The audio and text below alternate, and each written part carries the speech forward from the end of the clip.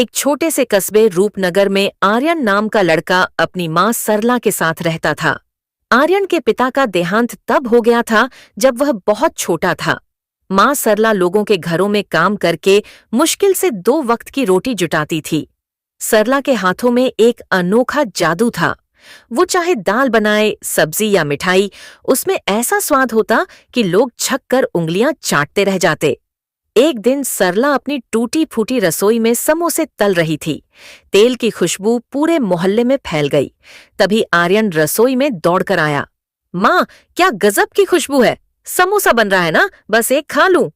अरे पगले, अभी बहुत गर्म है, जरा ठंडी हो लेने दे, फिर खिला दूंगी। इतने में उनकी पड़ोसन सुनीता दीदी वहां आ धमकी। अरे सरला, क्या जादू कर रही है रे? पूरी गली में महक छा गई है। समोसा है ना, मुझे भी एक खिलाना। आइए दीदी, क्यों नहीं, बैठिए, मेरे हाथों के गरम गरम समोसे खाइए। कुछ ही देर में दीदी और आर्यन दोनों गर्मा गर्म समोसे खाने लगे। अरे सरला, तेरे हाथ का स्वाद तो पूरे कस्बे में मशहूर होना चाहिए। क्यों ना तू समोसे बेचने का काम शुरू करे। अरे दीदी, जब 2 वक्त की रोटी के भी पैसे नहीं हैं, तो समोसे बेचने का काम हमसे कैसे होगा? यह तो हमारी बस की बात ही नहीं है। अरे सरला, मैं थोड़े पैसे दे दूंगी। मुझे भरोसा है कि तेरे हाथों में कमाल है। 1 ही घंटे में सारे समोसे बिक जाएंगे। हाँ माँ, आप चिंता मत कीजिए, मैं कल ही बाजार जाकर सारे समोसे बेच दूंगा। लोग जरूर पसंद करेंगे और हमें जल्दी ही सफलता मिलेगी। हो सकता है यही हमारे लिए नई जिंदगी की शुरुआत हो, और वही मौका जो हमें गरीबी से निकालकर खुशहाल बना दे। मुझे पूरा विश्वास है माँ, अब हमारी मेहनत जरूर रंग लाएगी। बेटा, व्यापार इतना आसान नहीं।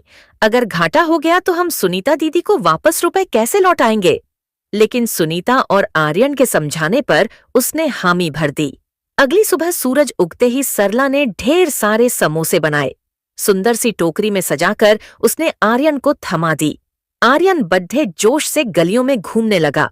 गर्मा गर्म समोसे, एक बार खाओ, बार बार आओ। लेकिन लोग उसकी टोकरी की तरफ देखे बिना बर्गर और फ्रैंकी वाले ठेले की तरफ भागे जा रहे थे।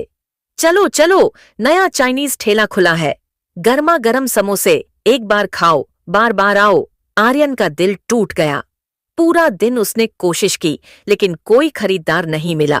शाम को उदास मन से घर लौटा। सरला ने पूरी टोकरी भरी समोसे देखी और बोली, बेटा, हार मानना आसान है, असली हिम्मत है दोबारा कोशिश करना। वैसे भी आज पहला दिन ही था।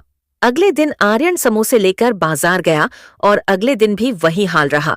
घंटों बाद आर्यन थक कर एक कोने में बैठ गया। तभी उसे एक चालाकी सूझी। वो उठकर जोर से चिल्लाया, समोसा ले लो, वो भी मुफ्त में, सिर्फ 10 लोगों के लिए। ऑफर ऑफर, सिर्फ 10 लोगों के लिए। जल्दी आइए और समोसे खाइए। तभी भीड़ उसकी तरफ दौड़ी। सबने समोसा चखा और जैसे ही स्वाद मुंह में गया, सबके चेहरे खिल उठे।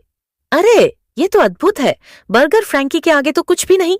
देखते ही देखते भीड़ बढ़ती गई और आधे घंटे में सारी टोकरी खाली हो गई। उस दिन से रोज आर्यन के समोसे हाथों हाथ बिकने लगे। धीरे धीरे उनके घर की हालत सुधरने लगी, लेकिन कस्बे के बर्गर और फ्रैंकी वाले जलन से तिलमिला उठे। अगले दिन जब आर्यन समोसा लेकर जा रहा था, तभी उन्होंने आर्यन को घेर लिया। टोकरियां जमीन पर गिरा दी, समोसे मिट्टी में मिला दिए। आज के बाद यहां दिखा तो जान से मार देंगे, तूने हमारा धंधा चौपट कर दिया है। टूटी टोकरी लेकर आर्यन घर चला गया और माँ को सब बताया। बेटा, अगर तेरे इरादे सच्चे हैं तो कोई तुझे रोक नहीं सकता। अब हमें अपनी दुकान खोलनी होगी। हम खुद का छोटा सा रेस्टोरेंट खोलेंगे और पूरी मेहनत करेंगे बेटा, हमें सफलता जरूर मिलेगी। उन्होंने अपनी बची खुची पूंजी से एक छोटा सा रेस्टोरेंट खोला। वहां रोज लाइन लगने लगी। एक दिन एक भूखा ज्ञानी फकीर रेस्टोरेंट पर आया। अरे बेटा, बहुत भूख लगी है। तभी आर्यन समोसा लेकर आया और फकीर बाबा को परोसा। फकीर ने जैसे ही एक निवाला खाया और खाते ही कहा, बेटा, तेरी माँ के हाथ में अद्भुत वरदान है। सुनो बेटा, यहाँ से उत्तर दिशा में राजगढ़ नाम का एक राज्य है।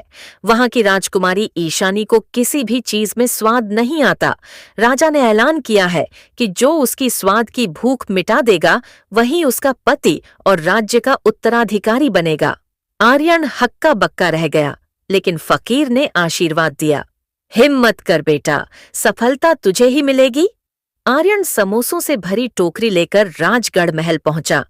आर्यन महल को देखकर चौंक गया, क्योंकि उसने ऐसा महल कभी नहीं देखा था। मैं आर्यन हूं, मैं राजकुमारी के लिए समोसे लाया हूं।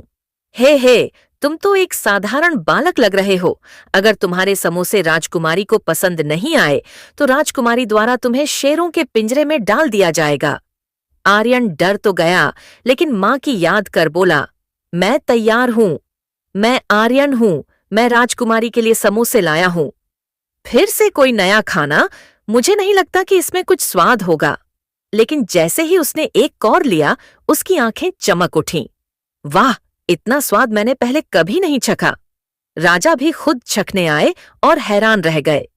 आज पहली बार मेरी बेटी इतने प्रेम से खा रही है, सचमुच कमाल है।